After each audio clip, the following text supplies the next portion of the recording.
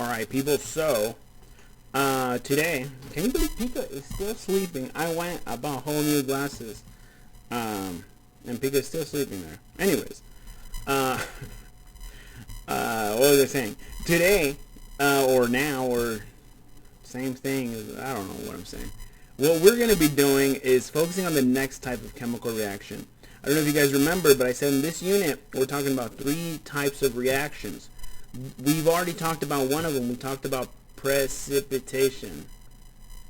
Precipitation reactions, and now we're going to do neutralization reaction. Pretend that says neutralization. That's how doctors write, by the way. If you want to become a doctor, you got to start learning to write like that. No, but neutralization. And then the one that's going to come after this is going to be oxidation reduction, or redox reactions.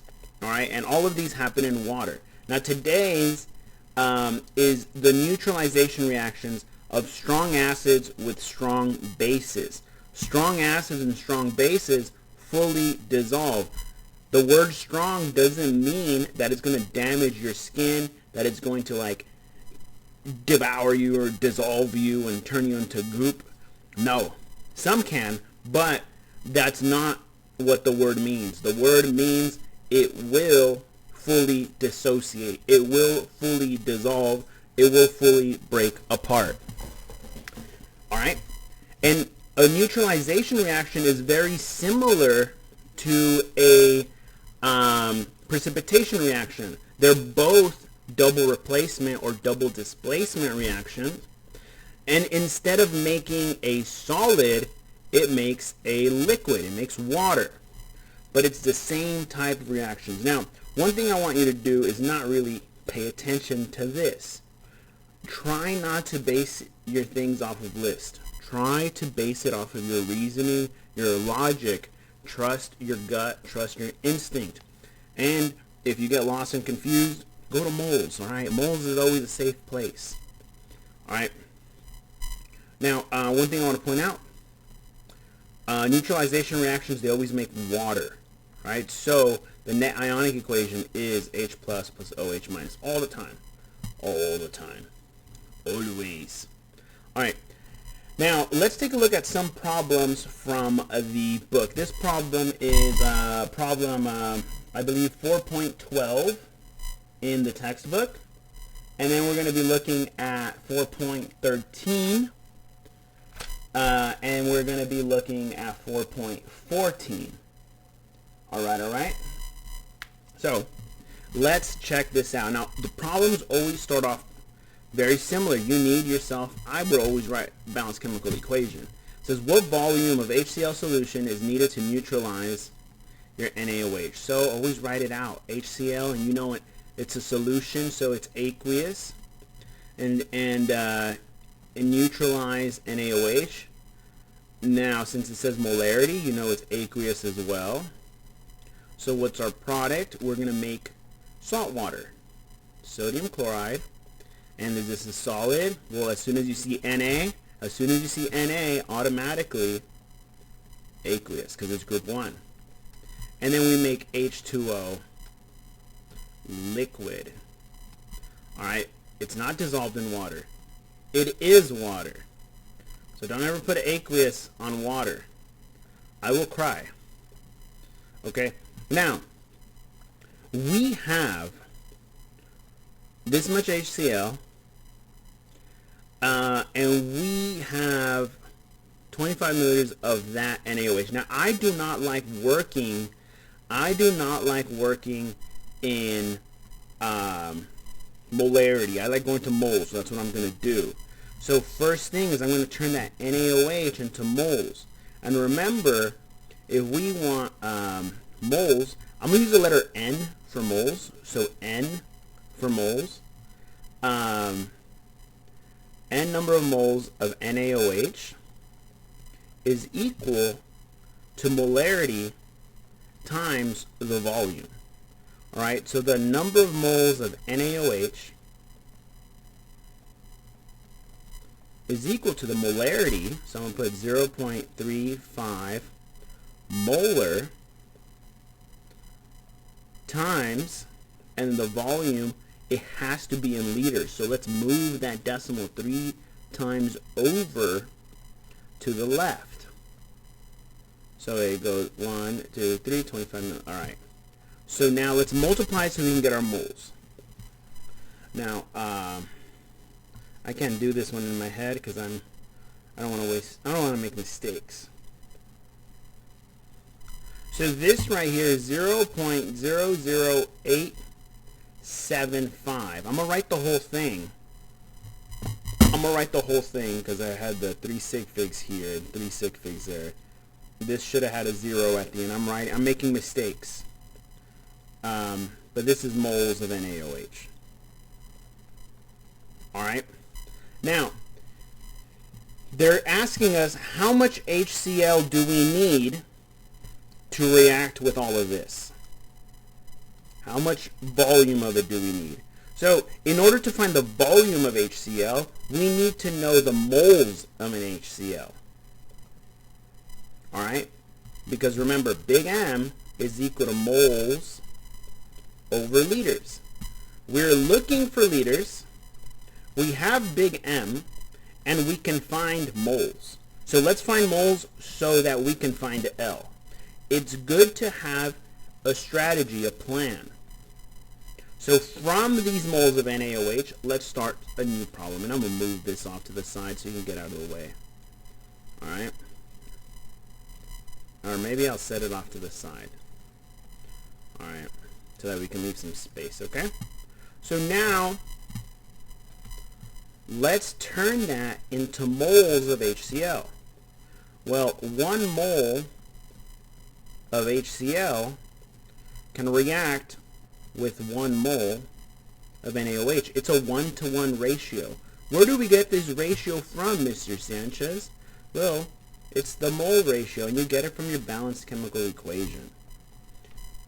So now that's going to give us moles of HCl. Let's do that. And it's going to be the same thing. So 0.00875 moles of HCl. Well, now we have molarity and we have moles. Let's find liters. I'm going to move this down a little bit. And let's say we got big M. So big M is equal to moles over liters. Do I have to write out that formula again? Should I? I will write it again. And then liters, we'll just put L for liters. Or we'll just write out liters. Or we can put the letter V for volume, right? But this formula, in case you don't remember, is big M is equal to moles over liters. We know the moles, we know the molarity, let's find liters. How do we move the liters? Well, we don't want the liters at the bottom, so let's multiply both sides by our liters. Let's use the letter V. Let's use the letter V for volume. And we'll make it red. So multiplying by V. Alright? So the V, you multiply it to both sides, and look, it cancels right here. This cancels and this cancels. And now we want to get V by itself, so we divide those moles. Oh, I didn't write things down properly. By the molarity. And when you divide it by 0.1, you're basically multiplying by 10. So the volume is 0.0875, and the units are liters now. Alright, so you needed 87.5 milliliters of HCl to neutralize that. Alright, so if you made a spill of that much chemicals, you know how much you need it to react perfectly. Alright, but if you have a spill, be safe. Wait, no, but then you get too much acid, so then you gotta add more base. Then you got too much base, well, you gotta add more acid. So it's better to neutralize through calculation. Alright, now, this is how you do this. So there's no set way, but use your reasoning to guide you, okay? Use your reasoning. Let's check out this other one right here, okay? Okay. In a certain experiment, 28.0 milliliters of HNO3, so I'm going to write out my formula, HNO3, reacts with KOH and double displacement that makes H2O, or HOH as some kids will say, and KNO3. Now, as soon as you see that K or that NO3, automatically you should be thinking, oh, that's aqueous. And then H2O is liquid, and this is aqueous, and that is aqueous. Balanced? Perfect. Alright? Now, they gave us two pieces of information. They gave us volume and molarity, and then they gave us volume and molarity. What do I don't like that. I like moles. So what I'm going to do is I'm going to turn those milliliters to liters. Alright, so that's going to be 0.0280. Alright, and that's liters. But I don't want liters, I want moles, so I'm going to multiply that times the concentration. Because remember, the number of moles is equal to molarity times the volume. But the volume has to be in liters. Alright, so this is going to give us the moles of HNO3. Let's use little n for moles from now on, okay? And let's do the same thing with KOH. So 0.0530 liters times 0.320 m. And that's going to give us the moles of KOH. And we're going to set them equal to over here on the right hand side. So 0.0280 times 0.25, that gives us 0.007, but you can't just leave it at 7 because there's 3 sig figs, so 1, 2, and 3. Wait, right there. Do the same thing with the bottom. So 0.0530 times 0.32, and it gives us 0.0, and then 1. We can round that up to 170, and this is moles, and this is moles. And I'm going to write the chemicals. This is moles of HNO3, and this is moles of KOH.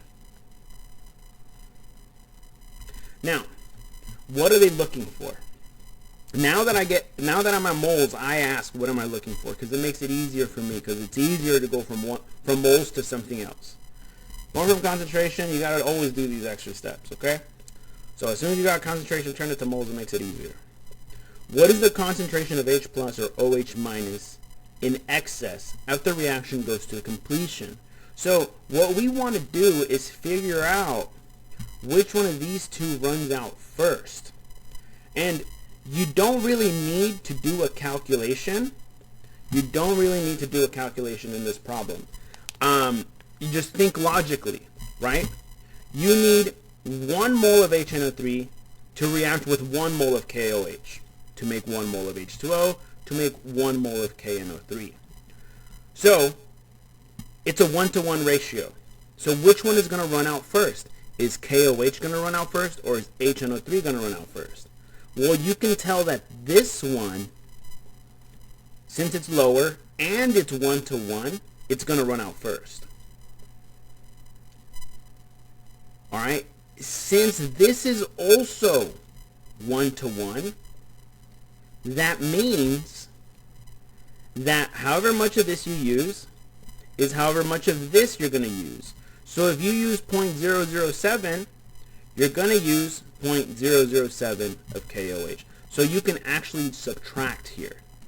So you can go from maybe I'll write in a different color. You have 0.0170, but this amount of it is going to react. So you're going to be left with 0.0100 moles of KOH left over. Alright? And if that much KOH is left over, that's how much OH minus is left over, because it's a 1-to-1 ratio. So that's how many, well, that's the concentration of OH minus that's left over. Okay? So you could do another step. You can go from HNO3 to KOH, and it'll show you that it's a 1-to-1. But use your reasoning, and it'll help you get to the answer. Okay? I'm going to do one last problem. This next problem's a doozy. I'm also going to double check my work.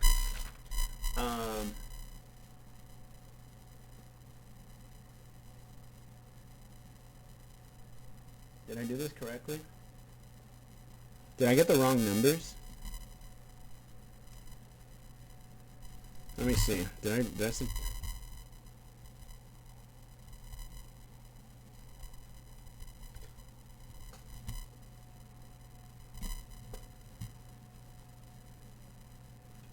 Huh.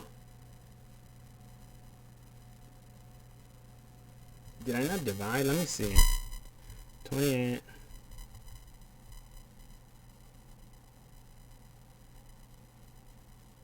I feel like there's an error here.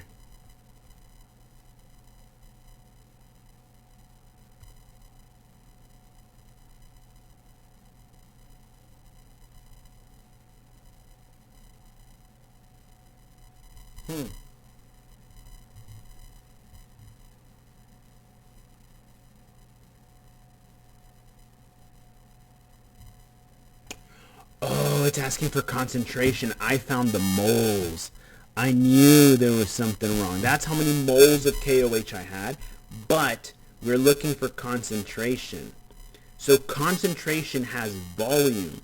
I knew there was something off. So the volume from here, you've now added these two liquids together, so you have a new volume. So this is where the molarity of OH minus is equal to the moles of OH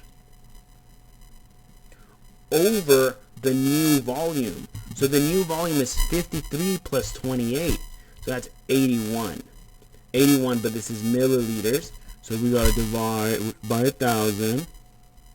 So it's 0.081 liters. Liters. Okay, so I knew there was something wrong. No extra credit for any of you. Lero. Alright. So you should have a molarity of 0.123 molar of KOH. Of OH minus, sorry, OH minus. So that's the concentration of OH minus that's floating around, left over. Alright? So if you wanted to neutralize it, you'd have to do a problem like we did in the last one. Okay. So these problems can get a little funky. So keep that in mind, okay? Like this. Oof. Look at me all big. Oof. Alright. A student carries out an experiment to standardize, to standardize, I went over standardizing last time. It's to determine the exact concentration.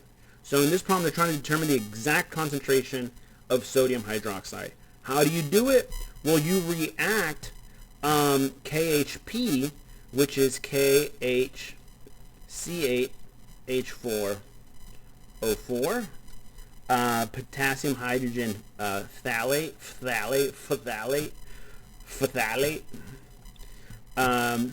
with sodium hydroxide, NaOH. Now what ends up happening is this hydrogen is acidic. It's acidic. Sodium hydroxide, okay. So it makes H2O, and then it makes like, NA's still floating around, K plus still floating around. I don't know the exact formula that it makes, but it doesn't really matter. It really doesn't matter. Negative 2. All right. Now, let's take a look at what they told us, though. We have 1.3009 grams of KHP. We'll just say KHP. And we want to determine the concentration of sodium hydroxide. So we're going from those many grams to, we want to find the molarity of NaOH. So in order to find molarity of NaOH, we need the moles of NaOH, and we need the volume of the solution. So we need our liters and we need our moles. Let's find our moles first. Okay? We know this reaction is a 1-to-1 ratio. We know that 1 mole of KHP, potassium hydrofalate, it's this, we're just abbreviating it. We have the molar mass of 204.22 grams. All right? And we also know that 1 mole of KHP will react in a 1-to-1 ratio with NaOH. We've been getting lucky with these mole ratios. So that's going to give us our moles of NaOH. So 1.3009 divided by 204.22. This right here gives us 0.0063. And we have 1, 2, 3, 4, 5 sig figs. So we're going to give all of those. So 637 and then 0.1 moles of NaOH. So we have moles of NaOH. Now we need our liters. We need our volume. I know there's a lot of like jibber jabber, a lot of jargon, a lot of words here. Don't get scared. Don't get scared. Let's continue reading. The student dissolves the KHP in distilled water, all right, and phenolphthalein indicator, and titrates the resulting solution with sodium hydroxide to the endpoint. The difference between the initial burette reading and the final one is 41.2. So basically, they've added 41.2 milliliters so that it can react. 41.2. So,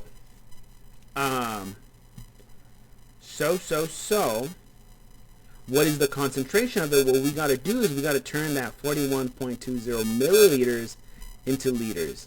And you do that by dividing by 1,000. All right, because 1,000 milliliters is the same thing as 1 liter. We can move the decimal 3 times to the left.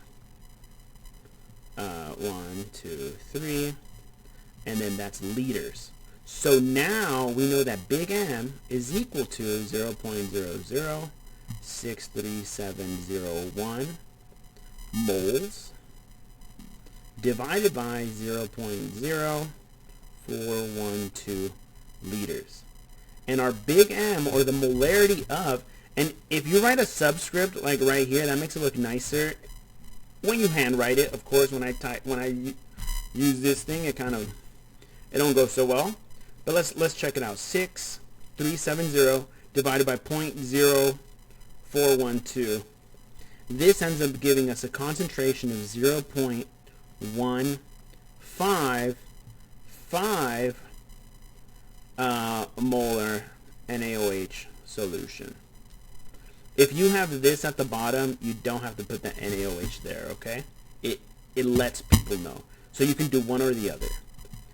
All right, but this right here, that's our answer. Let's check with the book, because the book sometimes points out that I am wrong. I'm wrong! No. Let me check. Oh, crap, I am wrong. No, it can't be. The book is wrong. Oh, no, the book's not wrong. We just did a different problem. Whew.